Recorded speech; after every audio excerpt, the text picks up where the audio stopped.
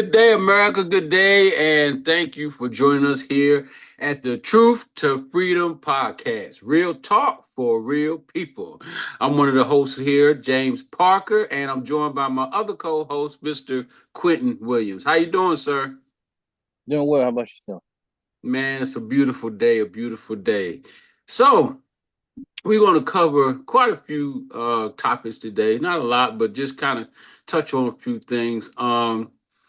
Uh, America, he sent Mr. Quentin sent me some things on co-ops, and so we want to touch on that. It's going to probably be about a good chunk of what we talk about. We're going to look at a video, and then we're just going to talk about just how co-ops could be a great thing for America, but it really doesn't get a lot of coverage or talk about from our so-called representatives. So we want to bring something to light. Again, real talk for real people, give you a chance to get your views and opinions. So, and by the way, in speaking of that, please like, share, leave a review for this podcast because that helps this podcast grow and that other people, amazing people just like you, can find this podcast. So we would ask that you would like, share, leave a review. And then also in the comments down there at the bottom, leave a comment, good or bad, whatever. We're going to talk about it. Leave a comment so that, we know how you feel. Do you agree, you disagree, or maybe you have a whole nother avenue that you would like to go down. So we would like to talk about it, bring it to the table because everybody opinions counts. So anyway, Mr. Quentin, we're going to start off with the campaign. Well, we know tomorrow, as we are doing this show now, tomorrow is the presidential campaign or debate between Mr. Trump and Ms. Kamala Harris. So, what are your views on looking forward to that? I don't know. It's gonna be interesting. You know, Trump, who usually talks in circles and says a lot of nothing, and Kamala, Kamala, who is also vague and doesn't usually say a lot of nothing, but she can follow the conversation and the topic better than he can. I don't know. We're gonna see. I'm interested to see if she'll actually pick a position tomorrow because she hadn't really picked a policy position. She just keeps saying all the feel good stuff. People what people want to hear, but she hadn't really picked a position. So we'll see what happens. Yeah, yeah, I'm pretty sure it's gonna be the most watched show ever, debate ever to watch them too. But I'm like you, I want to hear game plans. I want to hear something that's going to be a plus in the win side as far as what can be done to really truly help people that are in need and get this economy truly going. I mean, that's all. I don't want to hear a lot of just the pundit that they always talk about. Like you said, the feel good stuff that makes everybody feel good. Because this is the problem. And we talked about this as far as just voting in general.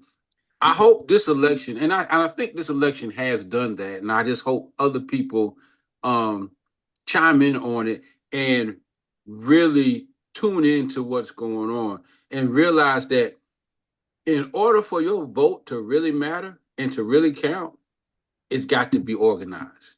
It's got to Right. be organized, which means we have to stop with these two parties and just thinking that you got to either go Republican or Democrat. There's a whole lot more people out there that's eligible and capable of running for the office of the presidency, and that we should be making sure that our vote is going behind the person that's going to really truly make a difference. Right now, Yep. politicians that we have are just that's all they are. They're politicians. And just like Quentin said, they're going to feed you what is good and what feels good and sounds good and try to divide you and put you against the other party, saying that they're going to take away this or they're going to take away that and all this other stuff. And all that's just smoke and mirrors to get you to vote. But y'all need to look at the whole picture because right now the people that got any influence are the ones that are organizing their vote. Case in point, the LGTB community. not a large community in a sense, but they're large enough that because they're organized, they got a seat at the table. And that's why the Democrats are giving them everything they want when they ask for it, as this is their agenda. Same with the NRA, National Rifle Association. They have enough backing members and money to have a seat at the table. Same with AARP and any other large organization. Same with the Heritage Foundation, founded by the Koch brothers. It's a large enough group that they will make a difference when it comes to the vote, and that's why they have a seat at the table. Right now, if you just with the Republicans or you just with the Democrats voting because that's what they tell you to do, your vote don't mean jack, because you're gonna put that person in office, and your situation and your lifestyle and the things that you're going through are either going to stay the same or get worse. It ain't until we organize our vote that where we can come to the table with our agenda, whichever that would be with that particular group. You can come to the table and say, this is what we're requesting. This is what we would like to see, and not fall into the cookie cutter, just Democrat Republican. What's your thoughts on that, Quentin? I agree. I just want to add to what you said about being organized in the vote and people coming together. Now, we know that because of the history of this country that race matters, and it does. But we have to get behind economics as well, because when you're poor, it don't matter what color you are. Rent's still high for working white and black people. Mm-hmm. You know, food's high, inflation's high. So, gas. These are the things people need to get together on: housing, healthcare, wages. So, Actually, you're right, and I mean it's all part of the big picture, and so we just need to be more aware of the big picture. So anyway, we'll see what they got to say, and we'll definitely come back and have a conversation on that on our next episode. But in the meantime, brother, I got to share this with you. So, folks, America, I want you to check this out. Now, today my phone it pinged, ding, and it was a message from the uh, Republican Party. I don't know where they got my number from. I'm getting stuff from Republicans and Democrats. Don't know where they got it from, but they sent um, a text with a video from Trump, and it was dealing with voting, and it's a campaign he's got going on, and it's swamped the vote, and so you want to make sure that the Republicans vote early vote, make sure that they vote by mail, and make sure they register to vote. All the stuff that just 4 years ago or the last election, he said it was a fraud and so forth and so on. So I'm gonna show you. I want to show you something. Let me share my screen real quick. But I'm gonna show you Trump's view of what he thought about, voting by mail, just the last election, and then I'm gonna show you the clip of what I got sent today. So here we go. Now to President Trump escalating his campaign against voting by mail with a series of false attacks and threats to withhold federal funding from Michigan and Nevada if they pursue their plans to expand mail-in ballots during the pandemic. Our senior White House correspondent Cecilia Vega tracking the story. And Cecilia, the president's attacking vote by mail because he's worried expanding it will help Democrats. Yeah, exactly, George. Good morning. He has said explicitly that statewide mail-in voting, quote, doesn't work out well for Republicans. Now, during this pandemic, we're seeing states lean on this mail-in voting as a way to get voters safely to the polls. And with that, President Trump has now reignited his unsubstantiated claims of voter fraud. As he faces new polling showing Joe Biden in the lead, President Trump is now threatening to withhold federal funds from two key battleground states over unfounded accusations of voter fraud. If people mail in ballots, there's a lot of illegality. They send in ballots that they harvest ballots. The president ramping up his attacks against mail-in voting, this time targeting Nevada and Michigan, falsely claiming the states acted illegally in their push to vote by mail during the coronavirus pandemic. In a tweet, the president incorrectly said Michigan sent absentee ballots to 7.7 million people, saying this was done illegally and without authorization by a rogue Secretary of State, and he threatened to hold up funding if they want to go down this voter fraud path. He then made a similar threat against Nevada, saying they created a great voter fraud scenario. But the reality? Michigan's Secretary of State sent out ballot applications, not actual ballots, and she tweeted, "Just like my GOP colleagues are doing in Georgia, Iowa, Nebraska, and West Virginia." The president later corrected his error. And it was Nevada's Republican Secretary of State who declared a nearly all-male election primary because of the pandemic. President Trump never specified exactly which funds he would withhold. Yeah, well, I have very specific funding. You'll be finding out. They'll be finding out very soon if it's necessary. I don't think it's going to be necessary because mail-in ballots are a very dangerous thing. Democrats questioning whether the president even has the authority to block funding. Minnesota Senator Amy Klobuchar saying, "Last time I checked, the Constitution gives Congress the power to appropriate money, not you." And while President Trump publicly bashes mail-in voting during his re-election campaign, he himself votes by mail in New York in 2018 and earlier this year in Florida's primary. And now, how's this one for timing? The president heads to Michigan today, where he will visit a Ford plant that now makes ventilators and other personal protective equipment.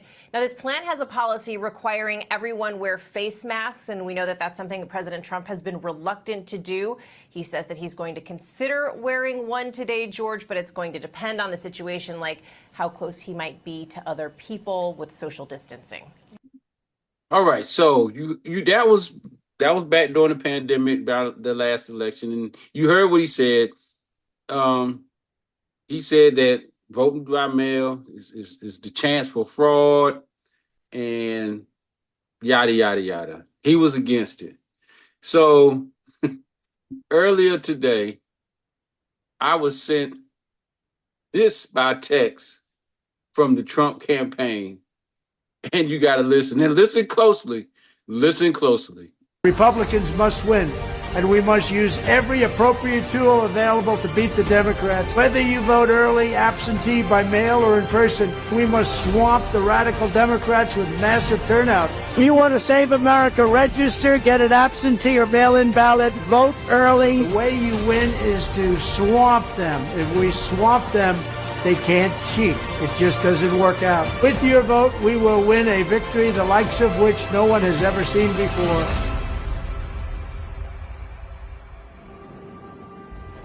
Republicans. Now, this is the brother that said that ballots were being left up under the desks in the polling places. Ballots was just being ignored. Voting by mail is a fraudulent thing, and it's not working, and so forth. So he was just so against it.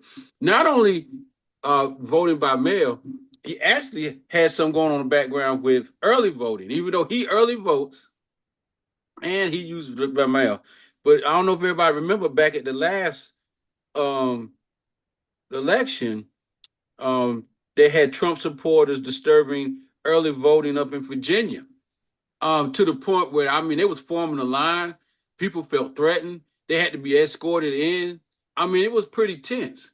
And these people was out there, shouting 4 more years, 4 more years, 4 more years, and putting up a blockade line, trying to keep the people from going in for early voting. These are Trump supporters now. Now, in 2024, we are going to swamp the vote. We want you to vote early vote by mail, and register. Really? What do you? Yeah.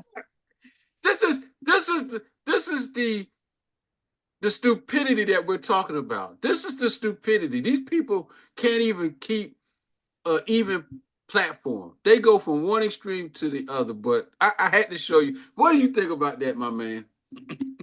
So, like always, he's creating an atmosphere, a hostile atmosphere for people. He's on top of it being hypocritical and him saying it before. He said it not to do mail-in voting, but he did mail-in voting 2018 and 2020. Which is, a scare tactic just for him to get more votes. And honestly, I think somebody's helping with his campaign. He's sounding more and more like a politician, and not just a brash businessman. So he's finally listening to somebody. He's listening to his campaign people, and he's following instructions. I wonder, was that actually AI generated? I don't know. That's a good question. I want to add too about. So I've been listening to some other political conversations, and one thing that a few people has brought up is that this election is very important to him. The first one, he didn't really expect to win, and you can go back and look at the footage when he was in the White House with Obama. He looked like he didn't know what was going on. But this time, he's facing jail time and prosecution, so it's like he's got to win. So it's all in. This is the for life or death. I gotta win so I can stay out of prison. Wow. Yep. All right, folks. I had to share that with my brother Quentin. When I got the text, I just busted out, and then I went looking for past things he had said about voting by mail, which I knew he did not agree with. He always said it was a fraud. It was this, and ballots being left, and now he's pushing it. Swamp the vote. All right. Yeah. All right. Moving on. So America, my brother Quentin has sent me some things about co-ops, and so we wanted to come bring that to the table because we've had conversations, and I'm not even sure how many people America-wide even realize. I know cities know about co-ops because they have the garden co-ops and the grocery co-ops, and some areas have apartment co-ops, and then there's work co-ops. There's all kind of co-ops, and so let brother Quinn, because he's a little more up on it than I am. Quinn, give kind of a brief synopsis of your view of co-ops and what you want the American people to know. So co-ops are essentially run by the employees. Cooperatives is the full name. Co-ops for short. So the decision making is made by the employees. Everybody votes. They vote on what to produce, how to produce it, what to produce it, what the cost of production, all of that stuff. So essentially, it's democratically ran. If you look at it that perspective, we talk about democracy in our country, but when you go to work, there is no democracy in the workplace. You do what you're told, or you're fired. Just like as an example, when they closed the GM plant and they sent it to Mexico, had that been a co-op, it would have never happened. The employees would have got the vote. They would have voted on it. And because of their own interest, it would have stayed. Right. But that's the benefit of it. The employees make the decisions, and not CEO who's beholden to shareholders, and they're only looking to make profit. And I'm wondering why more politicians are not bringing this to the limelight, to the front, to the people, because you want to help the American people. Because think about it, and I was thinking about this as I was doing some research on this. So if you was to do a, an apartment co-op that the people that live there have the invested interest in this build, it's their building. And so they're able to look at the cost of running this or keeping this apartment complex going.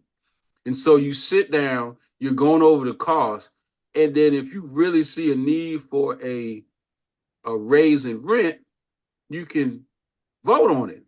A fair raise if needed. But if a raise, if there's not a need, if the money that's coming in is taking care of the basic needs and upkeep of the building, and the building is fine and it's not in no desire need of any major or emergency fixes or things of that nature, then why raise the rent if it's not needed? But with the co-op, you have control of that.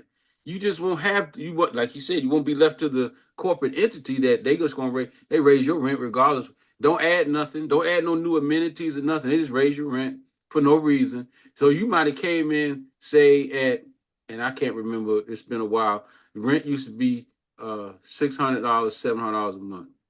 That was years ago. Anyway, you go in at one of these, they always get you with that introductory deal. Come here, we're gonna give you the first 2 months free, and your rent will be $700 a month. And that's signing a year lease. Okay, you sign a year lease, your first 2 months are free. After that, it's $700 a month. Now your lease is about to expire. And for you to renew your lease, now it's going up to $1,000, or well, that's a little drastic. We'll say 750, 750, and 780. In some places, it might go up to $800. I don't know. It just depends.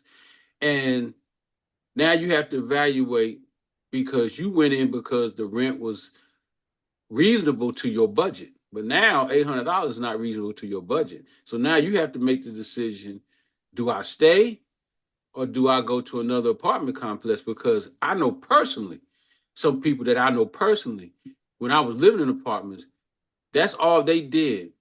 The longest they stayed in an apartment was maybe 2 years. But by the time that next lease, they done booked another one. They was following whoever had the best entry lease. That's where they was going. Yep. So they was constantly just hopping from apartment. First, I don't like moving, so I can't do it. That's a lot to be trying. I mean, by the time you get settled in an apartment, and you talking about packing right back up and moving again. Now, if you ain't got a lot of stuff, then I guess it's no big deal. But if you got furniture and all this other stuff, ain't nobody got time to be packing up, move in, get settled, and by the time you get everything like you want, now you got to pack up, move again. But anyway, what's your views? I mean, I agree with you. And there are housing co-ops. Honestly, I never heard of co-ops until I started listening to political commentary, and specifically left-leaning political commentator, or what do they call them? Intellectuals, and I guess you could call some of them activists. But like the video I sent you, Professor Richard Wolff, he's a professor, and he's also a left-leaning academic. He's not a liberal. He'll tell you himself that he's a socialist, but he makes very good arguments. So it helps people, but when we have a corporate media and these politicians who are in the pocket of big business, who get money for pushing, corporate stuff, they have no incentive to talk about co-op. I mean, many of them are against them. As in that video with Ralph Nader I sent you, they talk about how Ronald Reagan was against the National Co-op Bank because he said it wasn't capitalist enough. They wouldn't give him any money. So yeah, and it was also talking about, as far as the credit unions, they're being co-op and all the other stuff, and they benefit the American person by making profit for the corporations. Yeah, quite interesting. But speaking of your man, Mr. Richard Wolff, we're going to take a time out here just for a second because he had a video, or he has a video, um, talking about co-ops, and um, it brings up some points so we can all get educated. I guess I picked the right screen. All right, there we go. So let's take a look at what Mr. Wolff had to say. Now he's talking about the consumer co-ops versus worker co-ops, and he prefers one over the other, but he doesn't denounce one over the other or other. He believes in all of them, but he was just saying if you're going to do one, this will be the one to do whatever, whatever. But anyway, he explains all that in the video. So let's take a listen, and then we'll come back and have a little more conversation about it.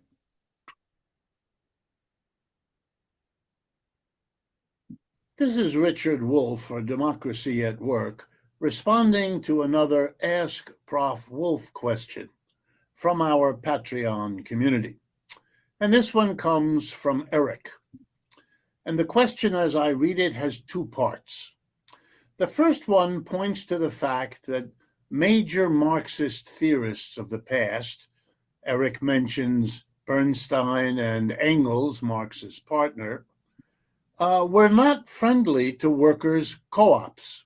They didn't see them as an important part of a revolution getting beyond capitalism. And they much preferred consumer co-ops.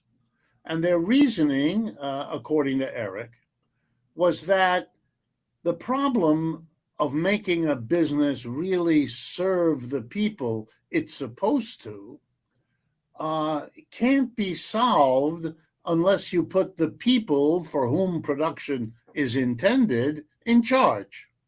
And that he was more, or they were more confident that a consumer co-op would make sure that the buyers, the consumers, were deciding what was produced, what its quality, what its costs were properly done. And so they tilted in favor of consumer co-ops. And Eric knows that we here at Democracy at Work emphasize worker co-ops, co-ops among the people who do the production rather than co-ops among the people who consume the products. But I want to hurry to explain that Eric's question gives me an opportunity to do something very important. Our focus at Democracy at Work on worker co-ops is not meant to suggest in any way a criticism of consumer co-ops as a concept. The cooperative idea, getting together in a democratic way to meet one's needs, is what we are all about.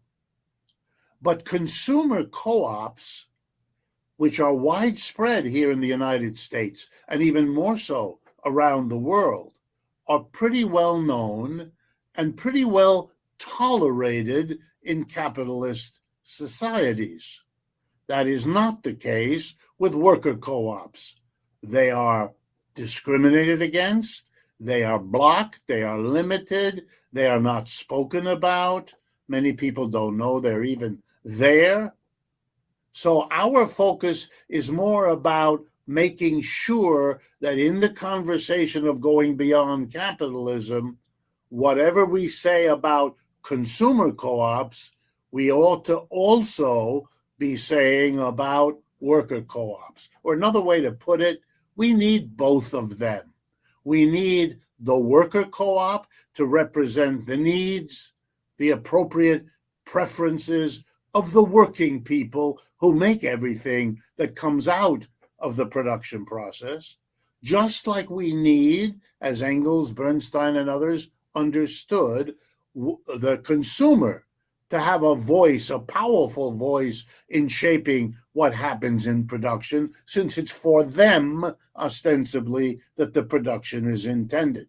What would be better than a system in which economic decisions are made together, co-respectively, by a worker co-op and by a consumer co-op, each having a kind of veto power on the other, so that they have to work out what is a consensus.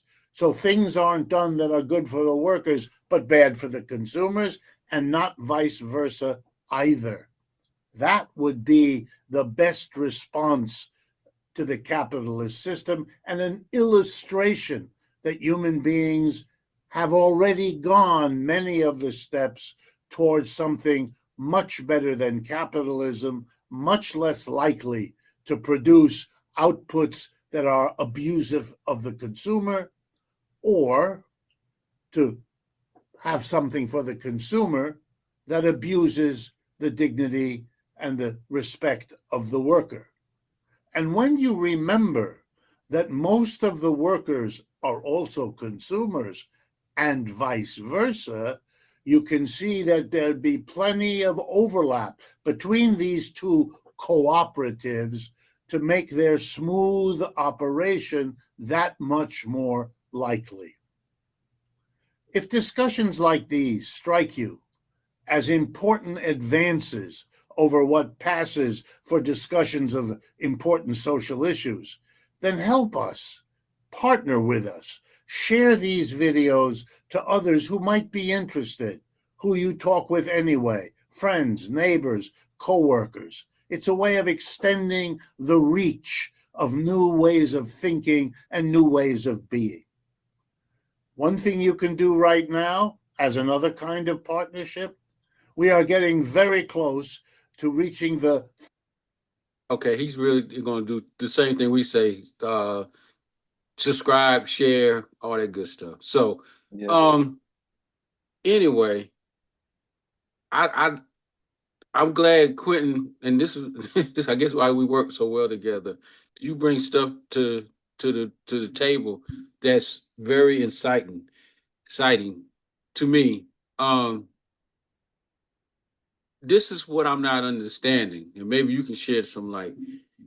What he talked about as far as the co-op and putting the power within the people to make the decisions to what goes forth is what I've been saying all along about when it comes to management employees anyway. When management has to make a decision, why are you not coming down to the workroom floor to find out if that decision even makes any sense? Why would you not get the input from your employees that are doing the work? I still have not learned that. I can't wrap my head around it because there are companies that do value their employees' decisions and use their ideas in order to make things better. You're sitting in an office all day long. All you're doing is looking at spreadsheets and numbers. You probably don't even know what the heck we're making. You just know it makes you a lot of money.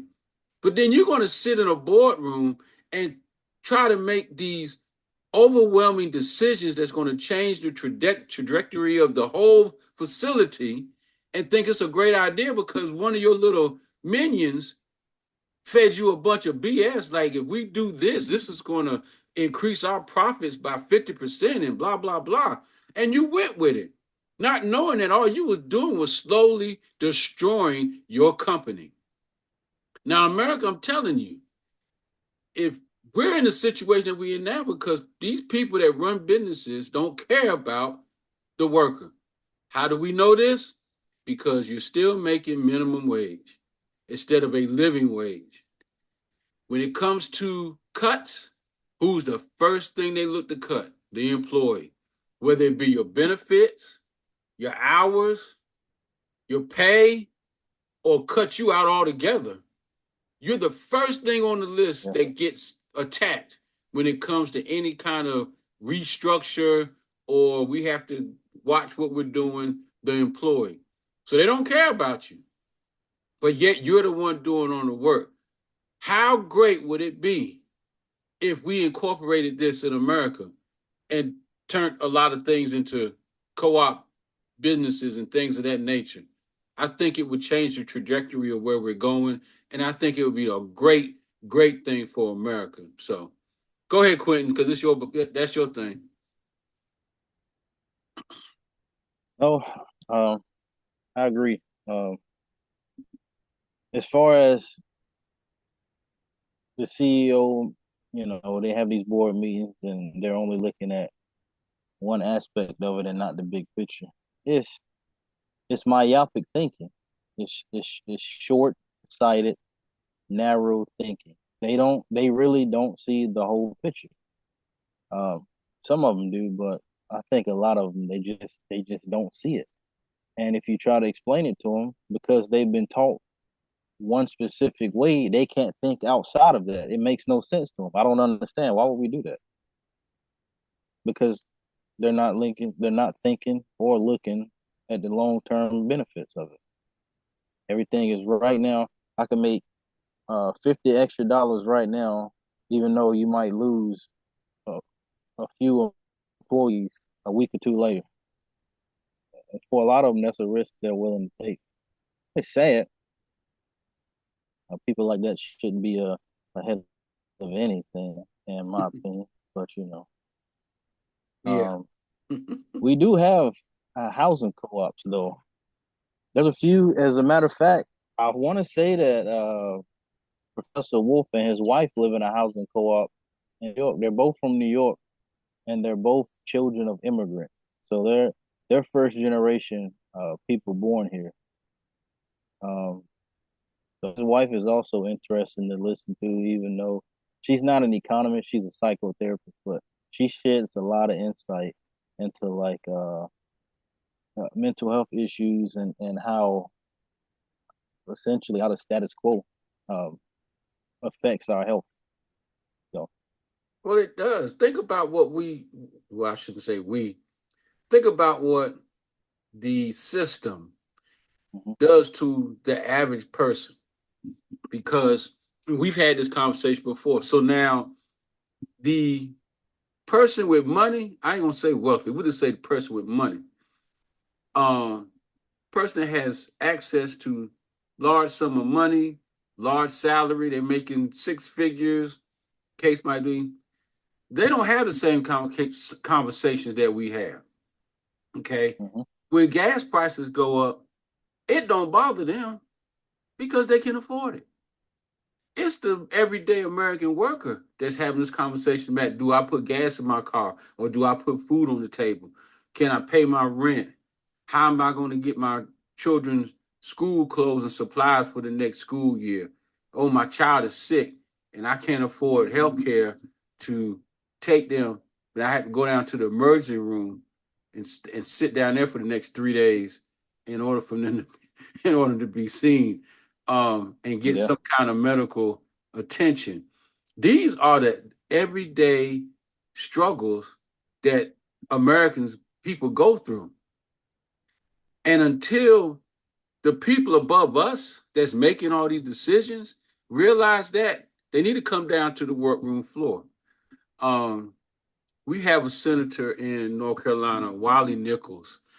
I really applaud him because his whole platform is keeping connected to his district in North Carolina, which is, I think, in the Garner area and something else. Anyway, he has a thing that he sends out once a month. I think it's called Coffee with Nichols. Anyway, it's a morning session that he has that you can sign up for because they have limited seating, but you can sign up and you come have coffee and donuts and you get to talk about what's going on in your world. In other words, he's coming down to the workroom floor to find out what's going on. What are your needs? What are some of the things you're experiencing? And what would be some of the things that you would like to see done up in Congress? This man is back on the workroom floor. He just don't sit up there in DC. He comes back down here to see about his people in his district.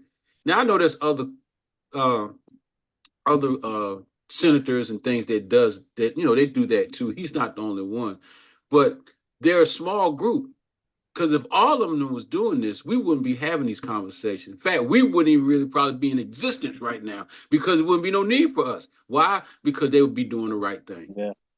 There wouldn't be no need to have no podcast like this if they all were doing it, but they're not. They done got on their high horse.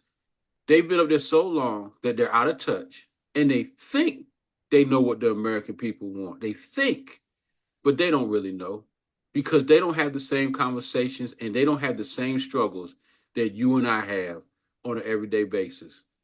Prices keep going up, fuel keeps going up, everything keeps going up except our paychecks.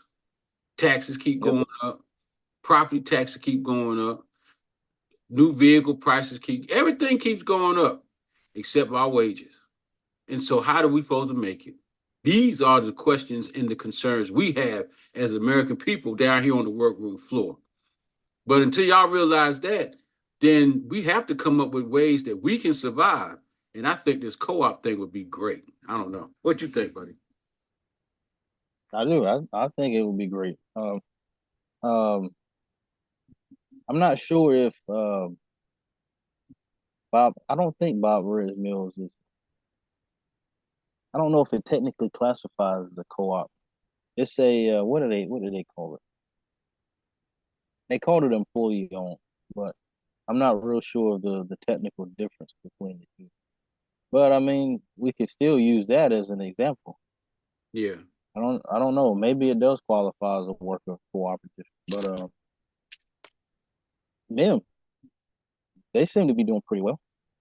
The company is making more money every year, and they're still producing good quality food for consumers. So there's got to be something to it.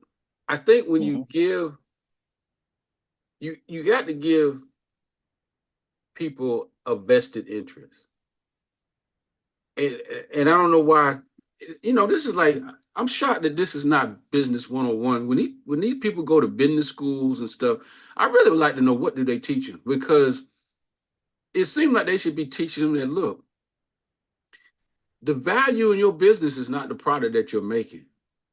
The value in your business is the people that's going to be working for you, because it's going to be their effort to put the value in what they're making that's going to, build your company. But if you don't invest in your employees, you're going to have a turnover rate so high, and that's really a large cost on a lot of businesses when they have to keep retraining new employees.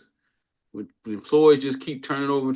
I mean, some companies just chalk it up as that's how they have to do business, but a lot of them have stated how it costs a lot to bring in somebody, train them, and get them up to speed to even be a worker of production in whatever line of business that you're doing. So why would you want to go through that? Why would you not want to instill value in your employee, show your employee that they're valued, show that you value their opinions, and make them part of the process? I guarantee you, you think you making money now? Bring your employees on board. Come down to the workroom floor. Show some concern. Man, your profits you be having a party every month. You'll be having an employee appreciation party every month, because they be making you money hand over foot. Why? Because they'll feel valued. They'll come into work. They're not going to call out sick.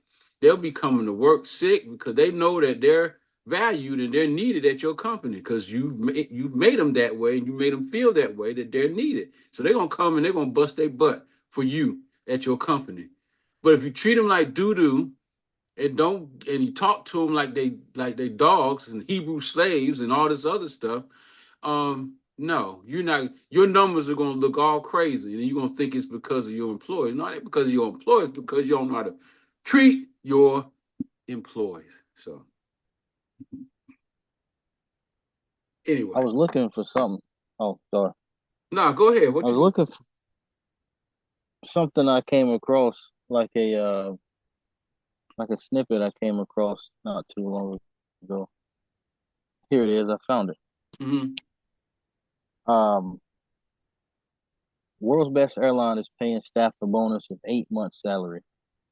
This is Singapore Airlines says that they did so well that they're giving their employees a bonus estimated to be 8 months salary, 8 months worth of salary. Wow. Now you talk about putting, appreciation for your employees, but if a job did that for me, I don't think I would quit. No, if they value me that much to pay me 8 months worth of wages as a bonus, yeah, I'm working on my next 8 months, bro. It's just a win-win. Yeah. I just don't understand it. But then that's like that company you were telling me up there in Oregon, I think it was, the Mills Company. The guy started the company and then Yeah. he turned it over to the employees. Bob the Red Mill. Yeah. Best thing he could have done. He knew what was going to happen. If he had turned that over to the corporation, they would have came in with their cuts and trimming and laying off people and all the other stuff. And then there'd just be another company. Eventually, they probably would have just either merged it into whatever they're doing or they would have closed it down, one or the other. Because that's normally what they do. The big corporations go around and buy up all the mom and pops and they just kind of absorb their business. Some of them, they probably try to keep going, but if they don't succeed, they'll end up closing them down to where you only gonna have a couple of the big boys playing in the playground. So yeah, anyway. General Mills would have bought them, Mm-hmm. or your bags would have said "Made in China." We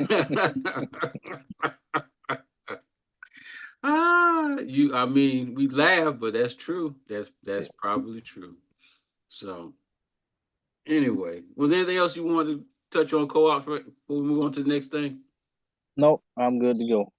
All right. So we're moving back. We wanted to talk about the free market for a minute because I don't know if y'all remember off the last podcast, we was talking about the free market, and I shared a video with Fox News, and Dave Ramsey was talking about, what the Democrats got going on.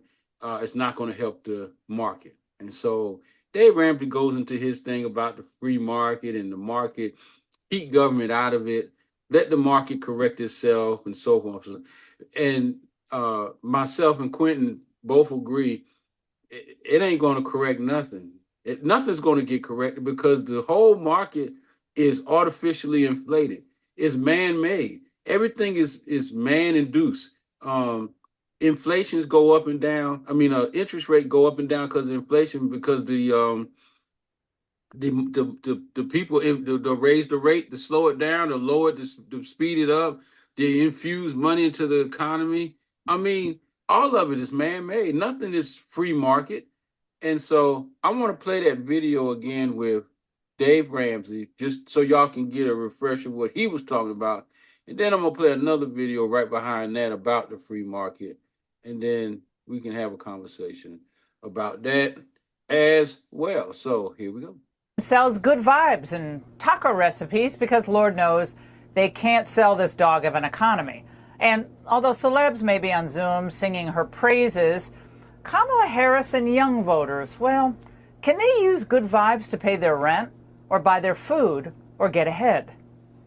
I'm 20 years old. Why is a one-bedroom apartment $600, $1,600? Rent prices is outrageous. And then these jobs, they're bare minimum jobs. I really waited my whole life to grow up and do this. My parents are Gen X's, and they've never owned a house at all. And there were many times where we were homeless. I kept a full-time job the whole time I was homeless. It's just that everything is so expensive nowadays that what do you prioritize? Do you prioritize eating over having a home? We have to make 3 jobs just to make ends meet, and that's not fun money. That's money so that we're not homeless.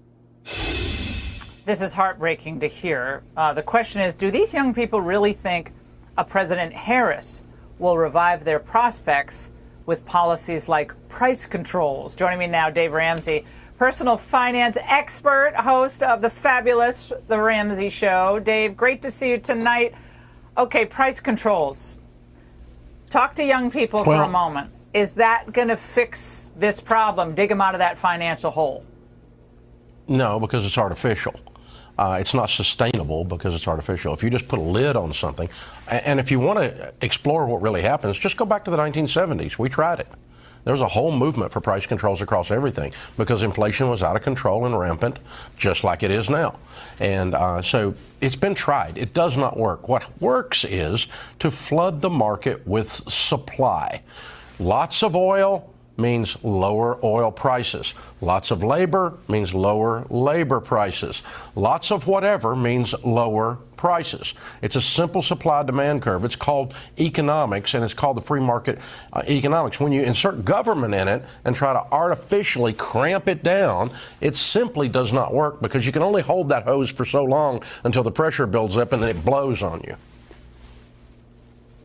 Well, President Trump was talking today about how we have flooded the market with low-wage workers, but unfortunately they're illegal aliens or asylum seekers, migrants, and so that has artificially kind of jacked up some of these employment numbers. But the Washington Post makes an important point regarding the retail sales numbers that came out today, Dave, which showed a 1% increase, which a lot of people think that's good, it's increasing. But the top 20% of households account for roughly 45% of overall spending, and low and middle income households are really feeling the brunt of high inflation. The lion's share of U.S. consumer spending coming from the wealthiest consumers. Dave, given what you hear on a daily basis, does that surprise you at all? Well, let's also understand the statistic there. It went up 1%. It wasn't 1% in number of units sold. It was in dollar volume. What's that mean? It means the price went up. It doesn't mean the economy's booming. It just means the cost of the good went up by 1%. Actually, it went up a lot more than 1% because the number of units is down. And so that's a misnomer. That's misreported. It acts like the economy is booming in retail or something. And yes, we are seeing this disparity between the haves and the have-nots getting wider and wider and wider, which traditionally you see as you see more and more government intervention in the economy. When you let the free market run and you leave it alone, this is a battle of ideas. When you let the free market run and leave it alone, it will find equilibrium, and it works to the advantage of most everyone when you do that. When you insert government in it and you say, I'm going to do price controls, I'm going to protect you from high grocery prices, it's simply not sustainable, and it causes more problems than not. All we got to do is go back and look at the mess of the supply chain in COVID and see that exact same thing unfolding there. And so if you want to help the little man, let the market run. Okay, so he said let the market run. Now, he actually told on himself, because in the beginning he said that the market is artificially stimulated. That's why we're having a problem. Well, the free market is artificially stimulated with the numbers and with the interest rate and all that goes on. All that is artificially stimulated as well. So both the free market, the every market, it's all messed up. So now I'm going to show you a video that's going to tell you about the free market. It ain't free. So let's take a look. It ain't free. They keep saying it, but it ain't. Here's a real whopper. The market doesn't play favorites. Bunk.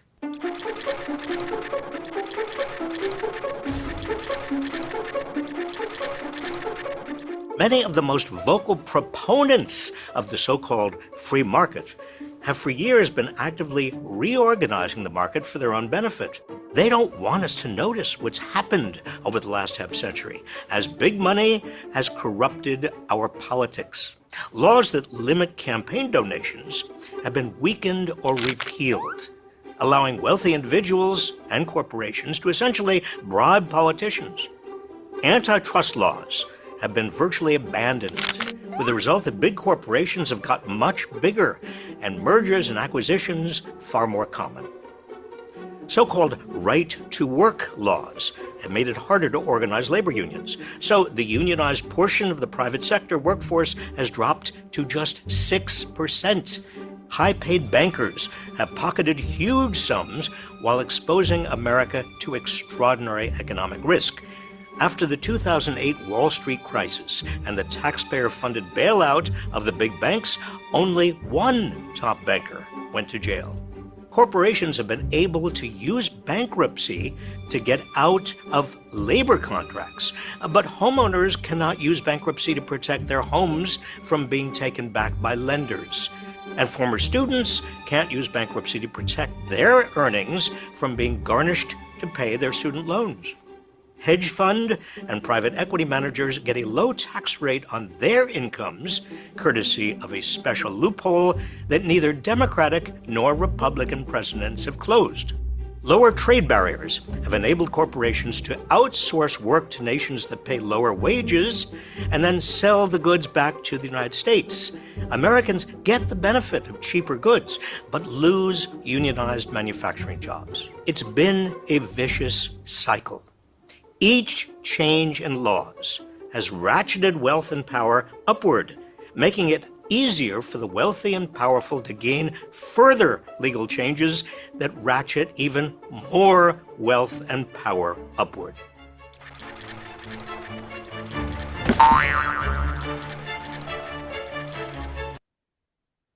So just like we were talking about prior to, man, America, y'all need to wake up. Y'all really do. We being snowed by both sides. That's why I said we got to make sure that we are backing people that have our interests at hand. Because if not, he just explained the same thing we've been talking about on this podcast. He just explained all of it. And so, what free market? Let the market. When you only got 3 major companies, in competition. So where's the competition? He said flood the competition, flood the economy, competition. Competition with who?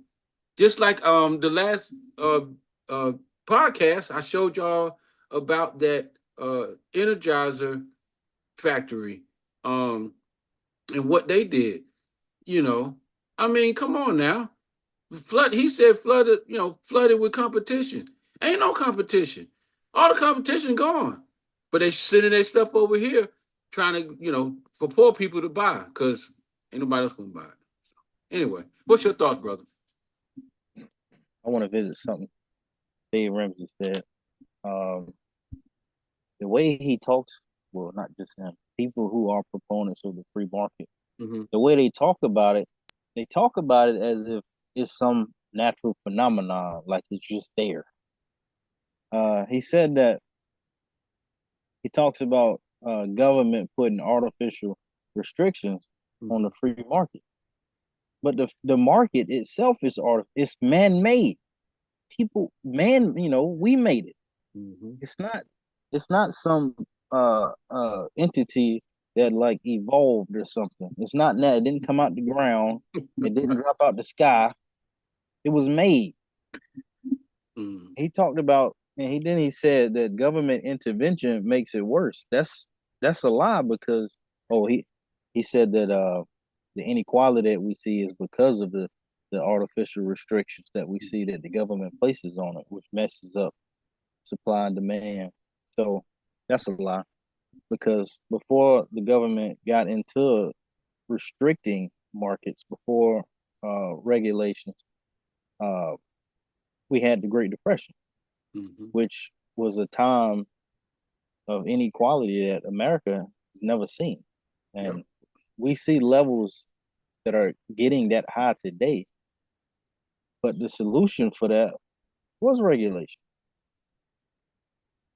So I don't, he's telling a lie to benefit himself and people like him so they can make more money. Yeah, I agree 100% because I mean, when we had the regulations in place, things were fine, and then they pulled them all, and everything went haywire after that. Now everything is run amok.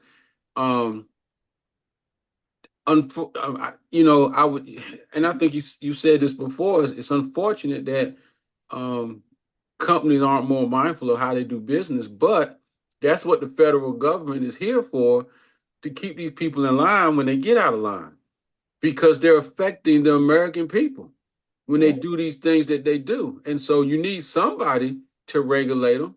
You talking about keep government out of it. I like your analogy. The free market, it just didn't appear. It didn't like come out the ground. I mean, it was man-made. Man made this system that we have. And that's why it's so manipulated. That's why it's really not working for us, because it was man-made and we have influence in it. How many congressmen and senators has insider trading knowledge that haven't gotten caught yet? Because a lot of decisions are made on Capitol Hill. Yep. So they already know what's getting ready to hit the market. They already know what they need to buy and sell. Like we saw. Sorry. No, go ahead. Not to cut you off, but like we saw in that video with the was it Energizing Redback? Yeah. The FTC, Federal Trade Commission. That lady, the commissioner had to approve it. So of course they gotta know. They're all friends. You know, these people, most of them anyway, they're all friends, especially if they're on the same team. They all talk, you know. So, but just like he said in the video, because they pulled the regulation as far as how much you can give to a campaign or whatever. You pulled all that. Now corporations can give whatever they want. Yeah. And so you put a bunch of money in front of somebody, if they ain't strong, they're gonna sway your way. I mean, even if they do resist, they're just gonna find somebody who will take the money, just like they just did. They pushed. They didn't push. He lost the seat. Was it Jamal Bowman? It was him and the other woman. I can't think of her name, but this is recent. They called for a ceasefire in Gaza, and then there was a Jewish organization who put a bunch of money in and two other candidates, and they beat them.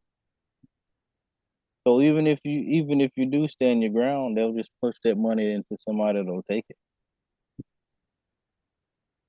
That's our system. Wow. So, one last thing, brother, before we wrap this up. So Trump is bragging about his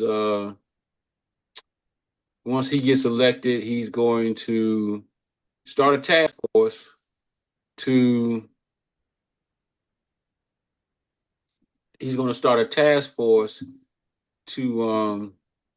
pretty much what do you call it?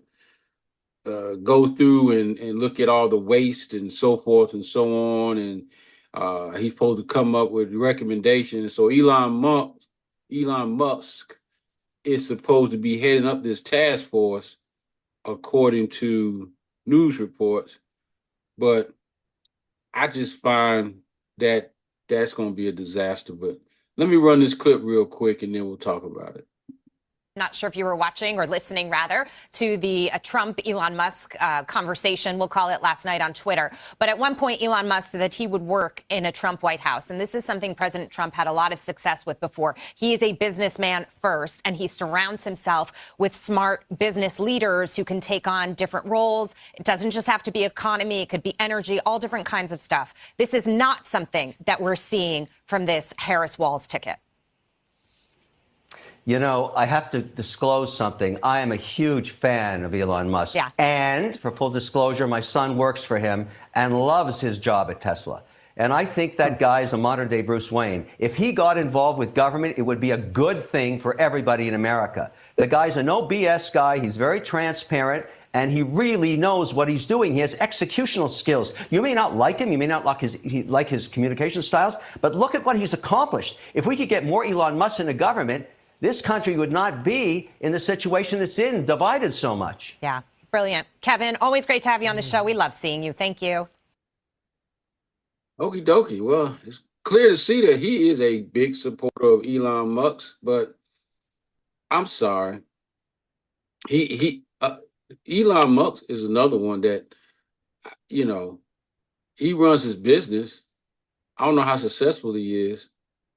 I mean,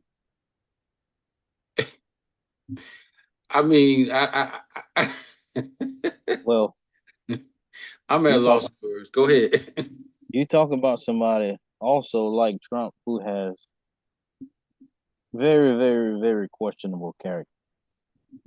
So he bought Twitter, tried to back out of the deal, But since he made the offer, they kind of forced him to buy it.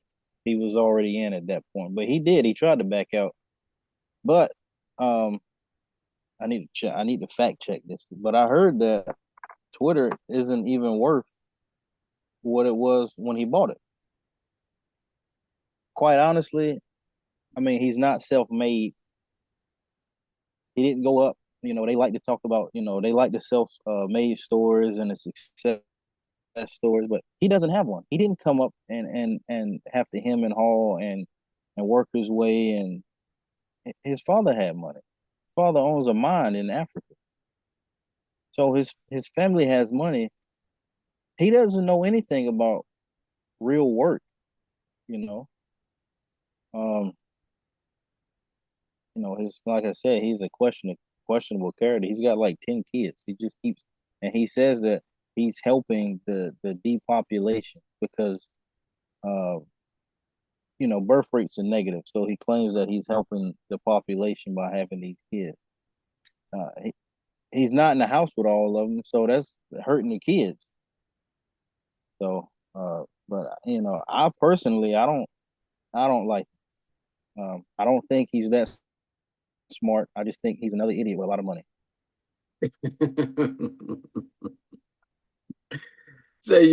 So you could be wealthy and still stupid. Yeah. Tweet that, America. You can still be you could be wealthy and still be stupid. Look right now to see how much Twitter is worth, because I heard it wasn't worth. Let's see.